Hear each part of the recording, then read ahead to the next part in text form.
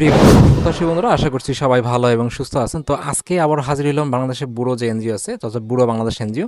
তো সেখানে করে নতুন করে নিয়োগ থাকছে সম্পূর্ণ বিনা অভিজ্ঞতা, আপনারা চাইলে এখানে আবেদন করতে পারবেন। তো এখানে সংখ্যা ক্লাস অনেক বেশি এবং এখানে অনেকদিন পর নিয়োগ ছাড়াই, এবং এখানকার যে বেতন কাঠামো আছে সেটা কিন্তু অনেক হাই রেজুলেশন, যেটা ব্র্যাকেট থেকে অনেক কিন্তু হাই রেজুলেশন, ঠিক আছে।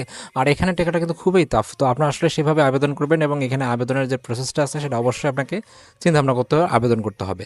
তো এখানে আমরা বিনা অভিজ্ঞতা যেহেতু আবেদন করবো, এবং স্যালারিটা কোথায় পাবো, কোন কোন বিষয়গুলো নজর রাখতে হবে, সবগুলো বিষয় আজকে আমার এই ভিডিওর মাধ্যমে আপনাকে দেখিয়ে দেওয়ার সর্বোচ্চ চেষ্টা করবো। তাহলে চলুন শুরু করি আমাদের আজকের যে নিয়োগটা আছে সেই নিয়োগটা।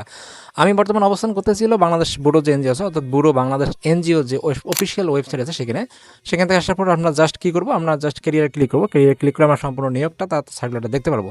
তো আমরা এখানে ভিউজ পিডিএফ সার্কুলার যদি ক্লিক করি, তো আমরা এরকম একটা সার্কুলার দেখতে পারবো, এবং তারা এখানে বলছে যে সহকারী ব্যবস্থাপক, অর্থাৎ এখানে আপনি মাস্টার্স পাস করলে আপনি এখানে আবেদন করতে পারবেন। এর বেতন হচ্ছে প্রথম অবস্থায় 37,000 টাকা, পরবর্তীতে কিন্তু 41,170 টাকা, এবং আবেদনের শেষ তারিখ হচ্ছে, মানে শেষ যে তারিখে আপনার বয়স সেটা হচ্ছে 35 বছর বয়স হবে। এবং এখানে যেটা আছে, কোনো প্রকার অভিজ্ঞতার প্রয়োজন নেই, তারা বলছে আবশ্যক নয়।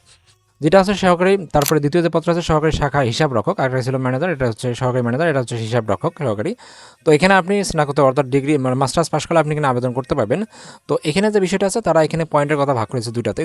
4 পয়েন্টের মধ্যে অবশ্যই 2 পয়েন্ট পাইতে হবে, এবং জিপিএ 5-এর মধ্যে অবশ্যই 2.50 পাইতে হবে। এবং এখানে যে কোনো বিষয় একটিতে 1.65 গ্রহণযোগ্য নয়, তারা এখানে বলে দিচ্ছে। এবং এখানে কোনো প্রকার এক্সপিরিয়েন্সের প্রয়োজন নেই। বেতন প্রথম অবস্থায় হচ্ছে 35,000 টাকা, এবং পরবর্তীতে হচ্ছে 38,870 টাকা, এবং আবেদনের যে বিষয়টা আছে অবস্থা সেই অনুযায়ী আপনার বয়স হইতে হবে 35 বছর বয়স।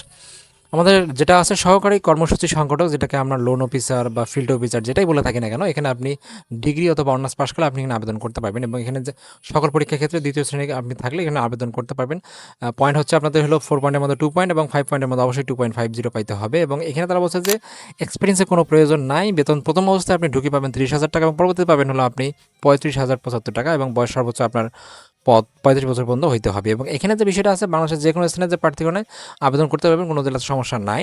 তারা এখানে বলছে যে কোনো পদে পূর্বে চাকরি করেছেন এমন প্রার্থী আবার কিন্তু আবেদন করার কোনো প্রয়োজন নাই। এবং এখানে যে বিষয়টা আছে, তারা বলছে লিখিত মৌখিক পরীক্ষার তারিখ, যে স্থান, সময় মোবাইল SMS এর মাধ্যমে তারা একটা নাম্বার দিয়ে দিয়েছে, এই নাম্বার থেকে আপনাকে জানানো হবে। তারা কিন্তু উল্লেখ করছে যে এই নাম্বার থেকে আসবে, অন্য কোনো নাম্বার থেকে আসবে না। এর মাধ্যমে পরীক্ষা অংশগ্রহণের প্রার্থীদের ক্ষেত্রে কোনো প্রকার টিএডিএ প্রদান করা হবে না। এবং এখানে যে বিষয়টা বেতন ভাতা যেগুলো আছে, যেমন আপনার যে হলো 3 মাসের যে শিক্ষানবিষ্কার আছে সেগুলো পাবেন। 3 মাস শিক্ষানবিষ্কার আসলে আপনার যে পরবর্তী যে শিক্ষানবিষ্কার আসবে সেগুলো পাবেন, এবং আপনার স্থায়ীকরণের চাকরি বিষয় পাবেন। তাছাড়া স্থায়ীকরণের পর আপনি বৈশ্বিক ভাতা, প্রভিডেন্ট ফান্ড, গ্র্যাচুইটি, তারপরে দ্বীপ ভাতা, প্রভিডেন্ট ফান্ড, তারপরে হচ্ছে আপনার হলো মোবাইল ভাতা, লাঞ্চ ভাতা, পাহাড়ি যে ভাতা আছে, বৈশ্বিক ভাতা আছে, উৎসব ভাতা আছে, সবগুলো কিন্তু আপনারা পাবেন। তো তারা এখানে বলছে যে আবেদন আপনাকে এই ওয়েবসাইটে গিয়ে আবেদন করতে হবে, এবং এখানে আবেদনের শেষ তারিখ বলছে 31 মে 2026 তারিখ।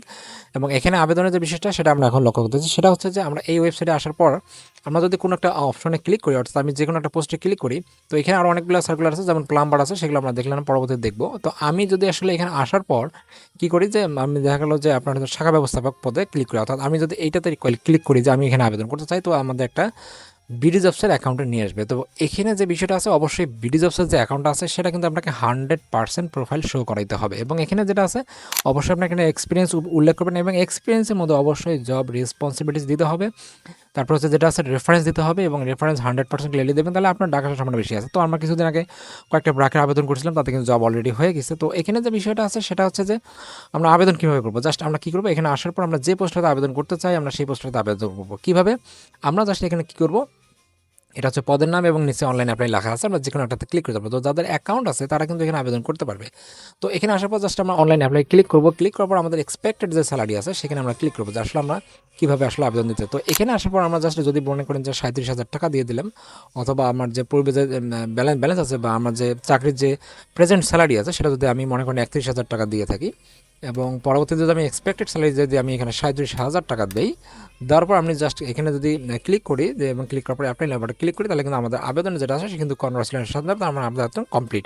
তো এই ছিল আসলে মূলত ব্যুরো বাংলাদেশ এনজিও যে নতুন নিয়োগটা, আপনারা চাইলে এখানে আবেদন করতে পারেন। Thank you so much video দেখার জন্য। এরকম নিত্য নতুন প্রতিনিয়ত চাকরি আপডেট পেতে প্রতিনিয়ত চোখ রাখুন আমার এই চ্যানেলটিতে, এবং আমার এই ভিডিওগুলো অবশ্যই আপনারা লাইক করবেন, যাতে আপনারা লাইক করলে আমার যে ভিডিওর যে ক্রিয়েট করা যেটা, সেটার জন্য আমার অবশ্যই আরও বেশি বেড়ে যায় মন থেকে। এবং এখানে যারা বুঝতে পারবেন না তারা অবশ্যই আমাকে কমেন্টস করে জানাবেন, এবং অন্যদের বোঝানোর জন্য বা দেখানোর জন্য আমরা অবশ্যই শেয়ার করবেন। Thank you so much video দেখার জন্য।